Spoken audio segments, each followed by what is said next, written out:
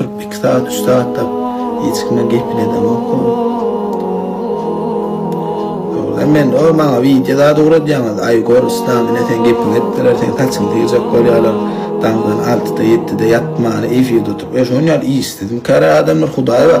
Men aşı 2 saat 3 saat efir eder. Ondan sonra iyisin buyucum yetip. Yat tur vayin çek reklam et. Bular şu derece iyisi olmalı. 7 günde efir tutup onun efirmen yok olup kalıp men gitme der ya. Köp adam men arkama ya o bilyen o adamı olur söylüyorum ya.